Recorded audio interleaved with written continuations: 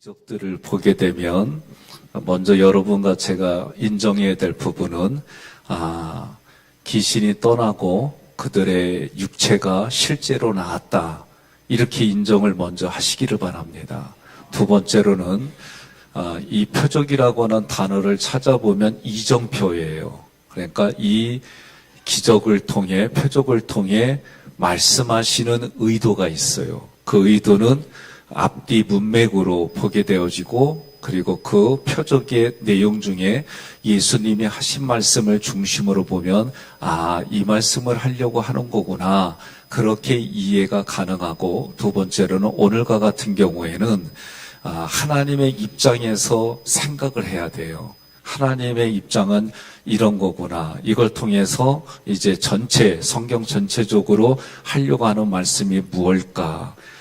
마태복음은 16장 16절의 고백이 뭐냐면, 주는 그리스도시요 살아계신 하나님의 아들입니다. 그러니까 예수가 누구냐라고 할 때 그리스도이다. 구약으로 단어로 하게 되면 메시아, 그리스도 같은 말이에요. 나에게는 주님이십니다. 살아계신 하나님의 아들이란 얘기는 하나님이십니다, 그 얘기예요. 그리고 그 하나님이 무슨 일을 하셨느냐라고 하는 게 공간복음서의 큰 주제 두 가지입니다. 그러니 오늘도 하나님의 입장에서 보면 하나님이 계획하셨다. 하나님이 계획하신 것을, 그 구원을 계획하신 것을 하나님의 계획에 따라 이루어지는데, 그리고 그걸 완성시키는데, 그런 관점으로 성경을 봐야 돼요. 그러면 여러분과 제가 실제로 살아가는 삶에 부대끼는 게 뭐냐면, 내가 걸어왔잖아요. 내가 밥을 먹고 내가 만나고. 그런데 성경적인 관점은 뭐냐면, 하나님이 그렇게 나를 이끌어 주시고 내가 그렇게 할 수 있도록 감동을 주시고, 옆에 분한테 그래요. 아멘 하는 것도 하나님이 이끄시는 거요, 그러세요. 이게 인지가 안 돼요. 그러니 성경은 자기를 부인하라고 할 때는 이게 하나님이 만드시고 하나님이 계획, 하나님이 끌어가신다, 이 부분이 무지 싸움이에요, 내 안에서. 아니, 내가 하는 건데 어떻게 하나님이 하는 거를. 그러면 내가 이렇게 하고 계획하고 생각하고 반항하고 이런 거지. 이게 여기서 싸워요. 이게 이제 말씀이 보여지고 들려지고 깨달아지는 가장 첫 번째가 이 싸움입니다. 옆에 분에게 그래요. 이게 아멘이 잘 안 돼야. 그래도 여러분 아멘하고 가는 게 신앙생활입니다. 신기한 게 이게. 그러니 이성과 과학과 논리를 아니다가 아니라 그것을 초월하는 실제가 우리의 신앙생활인 줄 믿으시기를 바랍니다. 가나안 여인이 예수님께 와서 귀신 들린 딸을 위하여 예수님께 요청하는 거예요. 그런 상황이 되면 귀신 들린 집, 특히 귀신 들린 집, 그러면 보호를 못 받아요. 무슨 말이냐면, 유대 사회에서는 어떤 것도 보장이 안 되는데 더군다나 모녀요. 그러면 보호를 받을 수 있는 부분들이 거의 없는 거예요. 그러니 삶은 어떤 삶이에요? 비참한 삶이에요. 그럼에도 불구하고 이들을 만나주시는 하나님의 은혜가 있어요. 예수님을 통해서 하나님을 만난다는 게, 이게 오늘 우리에게는 너무 익숙하고 당연한 거기 때문에 이게 감사인가? 이런 생각도 안 들 때가 많아요. 어떤 자격도 없는 이들에게 하나님께서 믿음을 선물로 주셨어요. 믿음은 은사의 종류입니다. 그 믿음을 통해 하늘에 신령한 모든 게 우리에게 주어집니다. 하나님의 자녀로 살아가게 해주신 건 대단한 거예요. 왜? 우리는 허물과 죄로 죽었던 사람들이에요. 그런 사람들에게 하나님의 자녀 삼아주셨다. 이것이 표적이고 은혜이고 하나님의 사랑이에요. 주님의 은혜는 여러분과 제가 늘 기억하고 살아가는 거예요. 그러니까 오늘도 여러분들이 하나님이 내게 베풀어 주신 게 뭐냐, 눈을 떴다고 하는 자체가 내가 살아있다는 게 감사한 거예요. 이거보다 더 감사한 게 뭐냐, 주님의 나라 가는 거예요. 그리고 여기서 살아갈 때에 내가 주님의 나라를 살아가고 있습니다. 이게 여러분과 저의 인지가 되기를 바랍니다. 21절에 구원자 예수님께서 바리새인과 서기관들과 논쟁을 피했어요. 그 논쟁을 피하고 벗어나서 이방 지역에 두로와 시돈으로 들어간다. 이 들어간다는 얘기는 조용히 피해서 들어간다, 그런 뜻이에요. 여기서는 당당하게 이런 뜻이 아니에요. 왜냐하면 앞부분에서 이제 유대인들과 이 싸움들이 점점 격해지는 가운데에 예수님이 그들을 피해서 이렇게 들어가는 거예요. 22절에 가나안이란 뜻은 저주받은 뜻이에요. 그러니 가나안 여인이라는 거는 저주받은 여인이란 뜻인데 창세기 9장 25절에 보면 가나안이라고 하는 사람이 나와요. 그런데 이 가나안은 저주를 받아 그의 형제의 종들의 종이 되기를 원하다. 하나님이 이 저주를 한 백성이고 출애굽하는 이스라엘 백성들에게 뭐라고 했냐면 거기는 용납할 민족이 아닌 거예요. 그러니까 이스라엘 백성들이 가나안 땅에 들어갈 때 가나안 민족은 다 진멸할 그런 족속이에요. 그런데 이스라엘 백성들이 하나님의 말씀을 다 순종하지 않았어요. 그래서 그 사람들이 어떻게 해요? 평생의 옆구리를 찌르는 그런 환경이 놓여지게 됐어요. 어찌됐든 가나안 여인이라는 뜻은 저주받은 여인이다. 하나님께서 이스라엘 백성들에게 진멸할 민족으로 기록했고 그런 여인이 예수님께 외치는 거예요. 다윗의 자손이여 나를 불쌍히 여기소서, 내 딸이 흉악하게 귀신 들렸나이다. 여러분, 지금 이방 여인이 예수님을 뭐라고 부르냐면 그리스도라고 부르는 거예요. 나의 그리스도라는 거예요. 그러면서 자기를 긍휼히 여겨달라. 하나님은 긍휼이 풍성하신 분이에요. 여러분, 지금 이 여인은 누구에게도 보호받지 못하고 정말 비참하게 살아가는데 자기 딸이 흉악하게 귀신 들렸다는 얘기는, 이 흉악하다는 얘기는 귀신처럼 행동한다는 거예요. 옆 사람한테 이게 히히히 나는 귀신이다 그래 봐요. 예? 그 뭐라고요? 예? 그러니까 여러분들이 우리는 웃지요. 근데 진짜 험악하게 하다면요 눈빛이 다르고요. 예, 사람보다 사람이지 힘도 세지고요. 이 참 그리야. 근데 어찌됐든 우리가 잠깐 귀신은요 사람보다 뛰어난 존재예요. 그런데 여러분, 우리는 성령의 역사를 믿고 성령의 도우심과 임재 속에 살아가는 하나님의 백성인 줄 믿습니다. 귀신은요 예수의 이름만 들어도 떨어요. 이게 하나님이 우리에게 주신 은혜예요. 그러니 귀신한테 사로잡히지 말고, 귀신은 역사가 뭐냐? 마음의 염려와 불안과 공포와 두려움과 사람들 사이에 이간질시키고 하나님으로부터 멀어지게 하는 그런 역할을 해요. 그러니 우리는 어떻게 해야 돼요? 성령님을 통해 이 신앙생활하는 사람들은 하나님의 생각이 뭐예요? 평강이에요, 평강. 예? 그게 우리에게 영혼에 우리에게 주시는 거예요, 그게. 근데요, 도시에 살면 살수록, 인구 밀도가 높아지면 높아질수록, 밟지 않고는 살아갈 수 없는, 그게 사회예요. 그러니, 이 수도권에 있는 사람들은요, 하나님이 도와주지 않으면 정신병 근처에 사는 사람들이 너무 많아요. 그래서 묻지마 관광이 아니라 이제 묻지마 폭행부터 별의별 일들이 일어나는 게 다 정신적인 문제예요. 근데 정신에 문제가 생기면 귀신이 얼싸좋다 어와둥둥 그러면서 들어와. 이거 기억하세요. 제가 처음으로 정신병에 있는 사람을 만났어요. 그래서 제가 국민일보, 그 당시에 국민일보에 특집으로 나왔던 정신과 의사이며 장로님이신 분을 찾아갔어요. 그래서 영적인 얘기를 하는데 이분이 씩 웃으면서 저한테 한 얘기예요. 목사님, 정신적으로 자기가 병들었다는 걸 인정하지도 않는데 영적인 걸 인정하겠어요? 여기서 제가 큰 깨달음을 얻었어요. 그러니 우리가 정신적으로 문제가 있으면은요, 거의 대다수가 영적으로도 문제가 있는 게 보여요. 근데 정신병을 앓는 사람은 논리가 아주 뛰어나요. 그런데 첫 번째 명제가 잘못됐어요. 이 잘못된 명제 속에 논리를 가지니까 기가 막힌데 정상이 아니에요. 이걸 기억하셔야 돼요. 그래서요, 우리가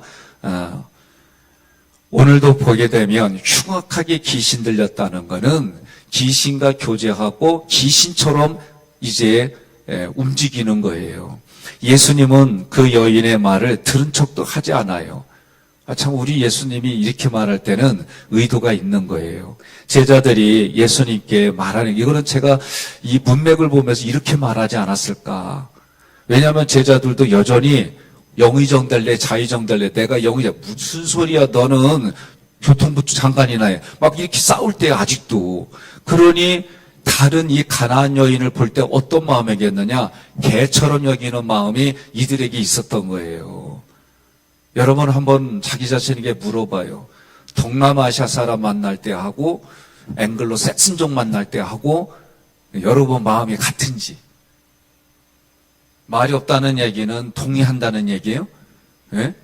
아니, 여전히 저도 그 전에 그런 생각이 들었어요. 동남아시아 사람들, 좀 행색이 그런 사람들 바라볼 때하고 외국 사람 바라볼 때 좀 나도 모르게 그런 게 있었더라고요. 뭔가 사람의 피부 색깔과 입은 모습에 따라 외국인을 볼 때 좀 쳐다보는 그런 부분들이 내 마음에 있었더라고요. 그때도 저는 예수 믿을 때예요. 오늘 지금 제자들은 그런 생각을 하지 않았을까? 예수님께 성경은 부드럽게 얘기되어 있지만 그 내면 속에는 예수님, 개와 같은 저 여인이 지금 우리를 따라오면서 소리 지르면서 예수님께 도와달라고 요청하는데 그거 헛수고잖아요. 저 한마디 해갖고 내쫓아주세요. 이렇게 말하지 않았을까? 저는 그 생각이 들어요. 그러니 지금 민족적으로 그 여인을 바라볼 때는 그런 마음을 갖고 있으니까 예수님도 그렇게 말하지 않았을까? 24절 함께 봉독합니다. 예수께서 대답하여 이르시되 나는 이스라엘 집에 잃어버린 양 외에는 다른 데로 보내심을 받지 아니하였노라 하시니. 아멘. 하나님께서 이스라엘 백성들에게 너는 나의 백성이 되고 나의 민족이 되고 제사장의 나라가 된다. 하나님이 구약으로부터 하신 말씀이에요. 그래서 예수님은 하나님을 떠나서 멸망당한 이스라엘 백성일지라도 그들에게 보내심을 받았다라고 말씀하는 의도인 거예요. 하나님께서 이스라엘을 제사장의 나라로 세우겠다는 그 말씀에, 구약으로부터의 그 말씀에 예수님은 지금 철저하게 지켜가는 거예요. 가나안 여인은 예수님을 자비의 예수님, 자기의 그리스도 그렇게 확신했어요.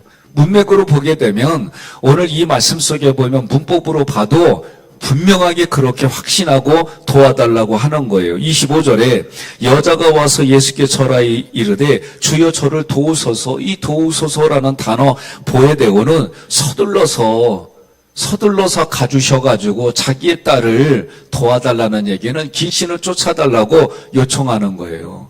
그런 능력이 예수님께 있다는 거예요. 그것을 자기가 믿고 간절히 구하는 거예요. 예수님이 26절 다시 말씀합니다. 함께 봉독합니다. 대답하여 이르시되 자녀의 떡을 취하여 개들에게 던짐이 마땅하지 아니하니라. 아멘. 그 당시에는 이렇게 이스라엘 백성들이 다른 민족을 아주 터부시하는데 특히 가나안의 그것도 여인이다 아주 우습게 여기는 거예요. 생명의 떡이신 자기 자신은 선택받은 이스라엘 백성들에게만 주겠다 그러는 거예요. 이때 여기 개들이란 단어는 키나리온이라고 그래서 집에서 키우는 우리 정도의 반려견 수준은 아니지만 그래도 집에서 애지중지 키우는 거예요. 그런 뜻이에요. 유기견이란 단어가 또 있어요. 달라요. 그러니 예수님께서 유대인들과 이방인들을 구별하겠다고 말씀. 그 당시 정서예요.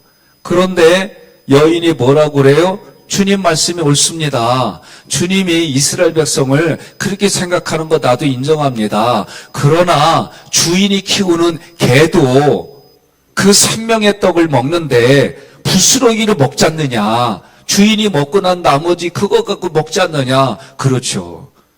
시골에 가면은요, 아무리 명품 개를 갖다 주면 다 똥개가 돼. 예? 그냥 풀어놓고 키우다 보면 다 똥개가 돼요. 그런데 어떻게 해요? 집에서 먹던 거 남은 거 주잖아요. 뭐 여러분들이 사료 주고 뭐 이런 걸로만 생각. 저는 개 키울 때에, 부모님이 개 키울 때에 보면은 집에서 먹던 음식 남으면 그거 다 줬어요. 그러니까 이 정서가 이스라엘 백성들이 이때도 이 여인이 뭐라고 하느냐, 그 개라고 얘기할 때 나는 개와 같은 여인입니다. 그러나 개와 같은 여인일지라도 내가 그리스도로 고백하는 그 예수가 자기를 돌봐주시지 않습니까? 이렇게까지 얘기할까? 예? 여러분, 여러분을 개하고 비교하면 기분이 좋아요? 아니, 어떤 사람이 100m 달리는데, 너 개하고 뛰어가지고 네가 이기는지 네가 지는지 내기를 한 거예요. 그런데 졌어요. 그랬더니 그 사람이 뭐라고 그래요? 너는 어떻게 개만도 못하냐? 그리고 그 얘기 들으니까 열받아가지고 이 사람이 다음번에 뛰어서 이겼어. 그러니까 너는 개보다 낫다, 야. 그러니까 이 사람이 화가 나갖고 개하고 똑같이 들어왔어. 너는 어떻게 개 같냐? 그러니까 누구하고 비교하냐면 이 사람은 안 좋아해요. 그죠? 자기를 왜 동물하고 비교해요? 그런데 이 여인은요, 개만도 못하고 개처럼 여겼는데도 이 여인은 나는 개와 같은 여인이지만 그 개도 주인이 키우는 개다라는 거예요. 그러니 예수님이 그 말씀을 들었을 때에 이것을 드러내려고 하는 거예요. 왜? 지금 제자들을 데리고 다니면서 제자들에게 뭘 주시려고 하는데? 믿음을 주시려고 하는데, 믿음은 바라는 것들의 실상이야, 보지 않는 것들의 증거니라. 내 믿음대로 될지어다. 그러니 믿음은 딱 두 가지밖에 없어요. 큰 믿음, 작은 믿음. 생명을 살리는 믿음, 생명을 파손시키는 믿음. 이 두 가지밖에 없어요. 성경의 표현대로 하면. 옆에 분에게 인사합시다. 당신은 큰 믿음을 소유했습니다. 동의하세요? 믿으십니까? 우리는 그러고 나가는 거예요. 개들도 제 주인의 상에서 떨어지는 부스러기를 먹나이다. 이 주인의 상은 지금 예수님이 말하는 거는 천국 잔치예요, 천국. 주인의 상이라고 할 때 하늘의 식탁이에요. 그 식탁에서 지금 떨어지는 부스러기는, 이 부스러기 단어는 생명의 양식이에요, 양식.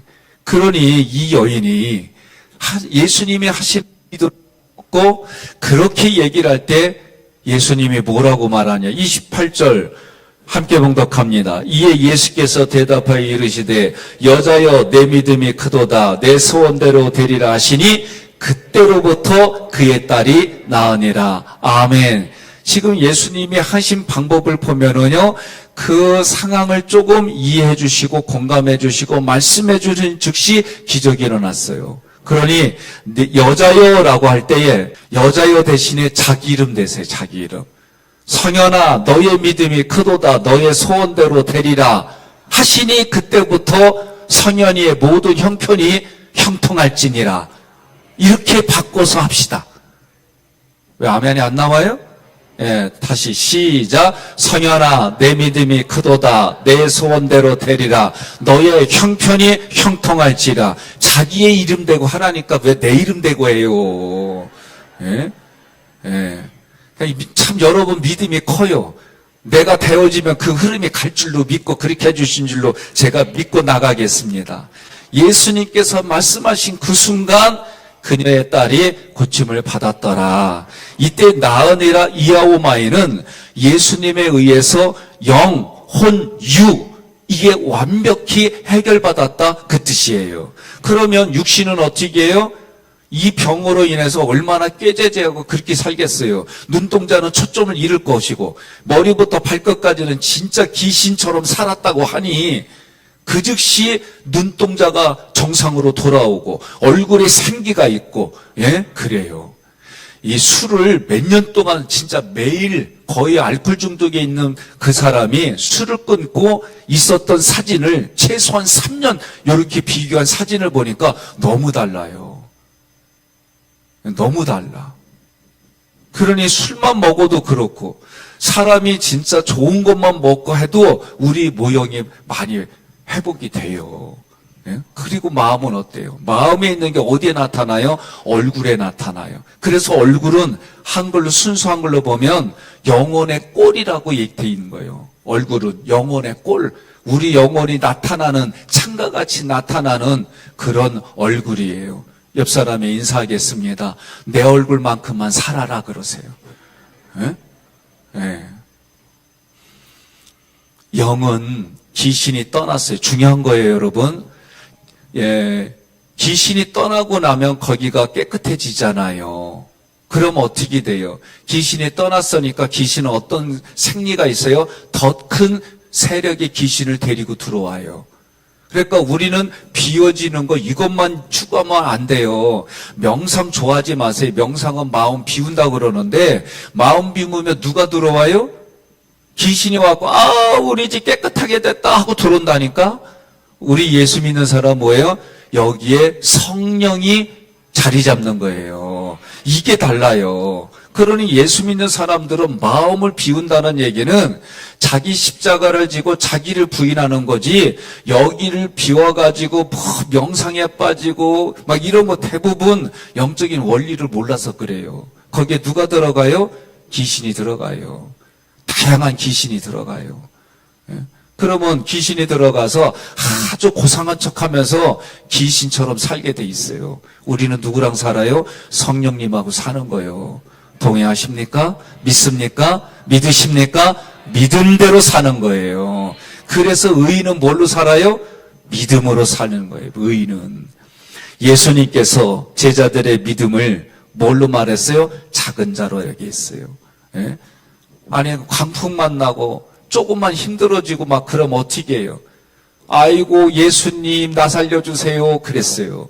그때마다 예수님이 뭐라고 그래요? 믿음이 작은 자야. 예? 그런데 성경은 뭐라 그래요? 겨자씨만한 믿음이 있어도. 예? 지금 제자들에게 예수를 그리스도로 믿는 믿음을 보여주시는 거예요.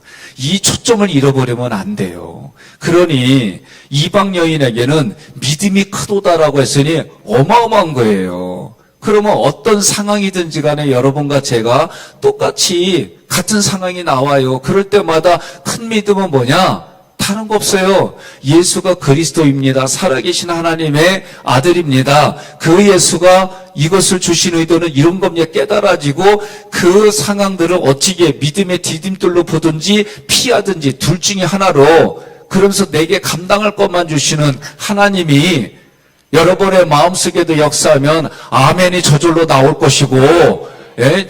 내가 보니까 어제까지 밤새면서 일을 하셔가지고 힘들어가지고 아멘이 의지는 나오는데 입술이 안 열어지는 걸로 믿고, 예.